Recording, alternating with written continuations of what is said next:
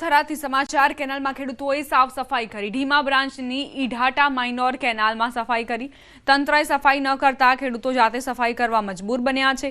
નર્મદા વિભાગના અધિકારી અને કોન્ટ્રાક્ટરની બેદરકારીના કારણે ખેડૂતો હાથમાં પાવડા કોદાળી પકડવા મજબૂર। લાખો રૂપિયાની ગ્રાન્ટ ફાળવાઈ છે છતાં પણ સાફ સફાઈ નથી થતી તેવા આરોપો મુકાયા છે।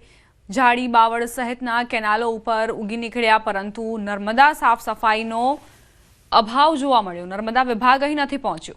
સાફ સફાઈ વિના એકવાર પાણી છોડી દેવાતા કેનાલોમાં ભંગાણ સર્જાય છે। વડોદરાનો છાણી બાજવા રોડ બિસ્માર હાલતમાં હોવાથી સ્થાનિકો પરેશાન થયા છે। છેલ્લા 40 વર્ષથી સ્થાનિકો રોડ બનાવવાની માંગ કરી રહ્યા છે પરંતુ તેમની રજૂઆતો સાંભળવામાં નથી આવતી। અંતે નાગરિકોએ ચક્કાજામ કરી વિરોધ નોંધાવ્યો। નાગરિકોએ ડામરના બદલે આરસીસી રોડ બનાવવા માંગ કરી। વિરોધને જોતા પોલીસ સ્થળ પર દોડી આવી હતી તેમજ બાજવા ગામના સરપંચ અને ડેપ્યુટી સરપંચ પણ દોડી આવ્યા અને ગ્રામજનોને થોડાક જ સમયમાં રોડનું કામ શરૂ થશે તેવું આશ્વાસન આપ્યું। જો કે ગ્રામજનોનું કહેવું છે કે તેઓએ ધારાસભ્ય કોર્પોરેટર સરપંચને અનેકવાર રોડ બનાવવા રજૂઆતો કરી છે છતાં તેમની રજૂઆતો ન સાંભળતા અંતે વિરોધ કરવો પડ્યો। મોટી ગુજરાતની અંદર કોઈ જગ્યાએ ફેક્ટરીઓ નથી છતાં 1.5 કિલોમીટર રોડ બની શકતો નથી। સરકારને આંખમાં દેખાય છે કે નહીં દેખાતું એમને ખબર નથી પડતી। રજૂઆત કરવા છતાં નવરાત્રીની વાત હતી કે નવરાત્રી એ બનશે, દશેરા એ બનશે, દિવાળી ગઈ, હવે નાતાલ આવશે અને ઉત્તરાયણ બી જશે ને હોળી બી જશે, અમને નથી ખબર। એટલે અમે એ કહેવા માંગીએ છીએ કે વહેલી તકે આ રોડ બનાવો। જો ન કરે નારાયણને કોઈ નાનો મોટો આકસ્મિક પ્રશ્ન થઈ ગયો, કોઈ છોકરાને જાનહાની કે કોઈ બુજુર્ગ કે કોઈ બી અમે કામ પર જનારા દરેક વ્યક્તિ લગભગ બધા લેબર માણસો છે, બરાબર છે, કોઈને કંઈ થઈ ગયું તો એના માટે કોણ જવાબદારી લેશે? રાજ્યભરમાં ગત 9 નવેમ્બરથી સરકારી ટેકાના ભાવે સોયાબીનની ખરીદી શરૂ થઈ છે પરંતુ ટેકાના ભાવની ખરીદીમાં ખેડૂતોની સોયાબીન વેચવા નિરસ્તા જોવા મળી રહી છે। તેની સામે ખેડૂતો જૂનાગઢની માર્કેટિંગ યાર્ડમાં સોયાબીન લઈને આવી પહોંચ્યા છે જેને લઈને યાર્ડમાં સોયાબીનની આવકમાં વધારો થયો છે। દૈનિક 5 થી 6 હજાર કટ્ટાની આવક રહે છે ત્યારે છેલ્લા 20 દિવસમાં માર્કેટિંગ યાર્ડમાં 1 લાખ કટ્ટા સોયાબીનની આવક નોંધાઈ છે। ટેકાના ભાવમાં સોયાબીન વેચવા ખેડૂતો નિરાશ જોવા મળી રહ્યા છે। અત્યાર સુધીમાં 3000થી વધુ ખેડૂતોને SMS દ્વારા જાણ કરાઈ હતી પરંતુ ફક્ત 1200 જેટલા ખેડૂતો જ સોયાબીન વેચવા માટે વિવિધ ટેકાના ભાવના ખરીદી કેન્દ્ર પર પહોંચ્યા છે। ખાતા ઓનલાઈન કરાવ્યા હોય કે ન કરાવ્યા હોય એ એક વસ્તુ અલગ છે અને બીજા નંબરમાં એ કે પૈસા પરબારા અહીંયા આવી જાય હાથ ઉપર, જેવો વેચવી એટલે પરબારો પૈસા આવી જાય। છેલ્લા 20 દિવસમાં જોઈએ તો 1 લાખથી વધુ કટ્ટાની આવક માર્કેટિંગ યાર્ડ જૂનાગઢમાં થઈ છે। સોયાબીનની આવકમાં સતત વધારો થતો જોવા મળે છે। આવકમાં વધારાની સાથે ભાવમાં પણ ઘણો ડિફરન્સ જોવા મળે છે। સોયાબીનમાં હાલમાં જોઈએ તો 850 થી 1000 રૂપિયા જે ગુણવત્તા પ્રમાણે સરેરાશ ગુણવત્તાને માલ હોય છે એના ભાવ જોવા મળે છે। 20,300 જેવા ખેડૂતોનું નોંધણી થયેલી જિલ્લામાં। થોડું ભાવ ને બધું સારા હોવાથી અમુક ખેડૂતો આવે છે મેસેજ કરવાથી, અમુક નથી આવતા, એટલે અમે લગભગ 3-1000 ઉપર મેસેજ કર્યા આજની તારીખ સુધીમાં અને એમાંથી બહુ ઓછા ખેડૂતો અમારી પાસે 1200 આસપાસના ખેડૂતો અમારી પાસે ખરીદી માટે આવેલા છે। ખાતર માટે ખેડૂતોની લાઈનો લાગી છે। કોડીનાર ખાતર ડેપોમાં ગાડી આવતા લાંબી કતાર લાગી। ખાતર આવતા જ ખેડૂતો ઉમટી પડ્યા। ડેપો બહાર જ્યાં જુઓ ત્યાં ખેડૂતો જ ખેડૂતો। લાંબા દિવસોના ધક્કા, મોડી રાતથી કતાર, છતાં પણ ખાતર ન મળતું હોવાની ખેડૂતોની બૂમ।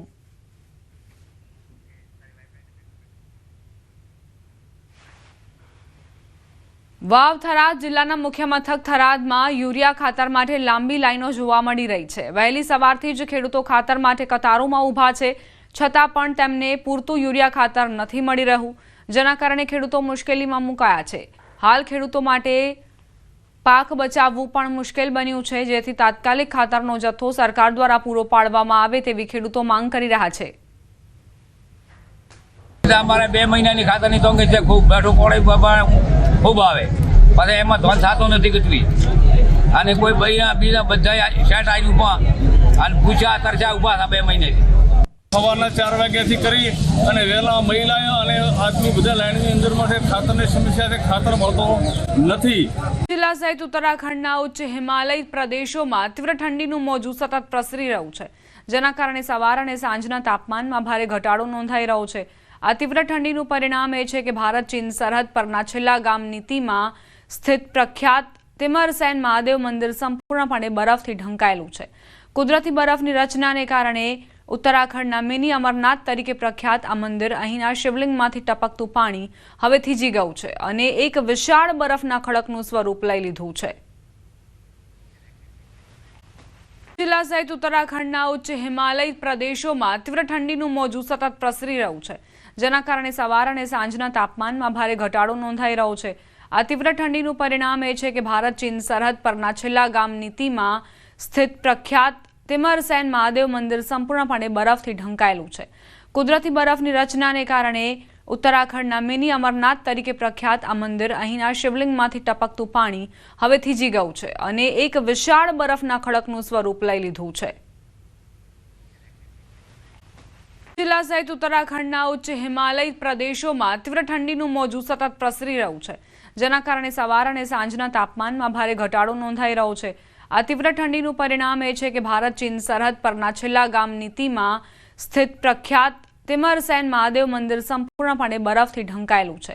કુદરતી બરફની રચનાને કારણે ઉત્તરાખંડના મિની અમરનાથ તરીકે પ્રખ્યાત આ મંદિર અહીંના શિવલિંગમાંથી ટપકતું પાણી હવે થીજી ગયું છે અને એક વિશાળ બરફના ખડકનું સ્વરૂપ લઈ લીધું છે. પ્રદેશના લાહોલ સ્પીતિમાં આ દિવસોમાં ઠંડી ચરમસીમાએ છે. તાપમાન -18 ડિગ્રી સુધી ઘટી ગયું છે અને મોટાભાગના પાણીના સ્ત્રોત સંપૂર્ણપણે થીજી ગયા છે. સ્થાનિક લોકો ઠંડીનો સામનો કરી રહ્યા છે, ત્યારે ખેડૂતો અને માળીઓ બરફ વર્ષાની રાહ જોઈ રહ્યા છે. લાહોલ સ્પીતિમાં ઠંડીનું પ્રમાણ વધવા લાગ્યું છે. ખીણનું લઘુત્તમ તાપમાન સતત ઘટીને -18 ડિગ્રી સેલ્સિયસ થઈ ગયું છે.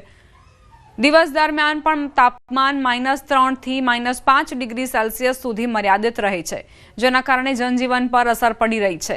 જોકે શિમલા હવામાન કેન્દ્રે 7 ડિસેમ્બરે ઊંચાઈવાળા વિસ્તારોમાં હિમવર્ષાની આગાહી કરી છે. આનાથી ખીણના ખેડૂતો અને માળીઓમાં આશાની કિરણ જાગી છે.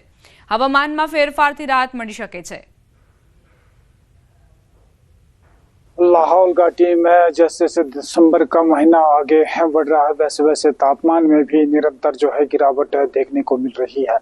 -13 से 20 डिग्री सेंटीग्रेड तक तापमान जो है नीचे चला गया है. घाटी के जितने भी नदी नाले हैं, चश्मे हैं, उसके साथ साथ पेयजल आपूर्ति करने वाली जो पाइपें हैं वो भी अब जमने शुरू हो गए हैं, जिसके चलते अब लोगों को अपने पेयजल आपूर्ति में भी जो है दिक्कतें आनी शुरू हो गई है. आने वाले सीजन में जो खासकर जो फसल बुआई के सीजन में जो है उन्हें जो है पेयजल की, उसके साथ साथ सिंचाई पानी की किसी प्रकार की कमी जो है उन्हें ना हो. न्यूज़ 18 हिमाचल के लिए लाहौल स्पीति से प्रेम लाभ. રાજ્યમાં ઠંડીનું જોર વધ્યું. ઉત્તર પૂર્વના પવન ફૂંકાતા ઠંડીનો ચમકારો. સૌરાષ્ટ્ર, કચ્છ અને ઉત્તર ગુજરાતમાં વધુ ઠંડી રહેવાની શક્યતા. રાજસ્થાન, મધ્યપ્રદેશ, પંજાબ, હરિયાણા અને ઉત્તર પ્રદેશમાં તીવ્ર ઠંડીની ચેતવણી.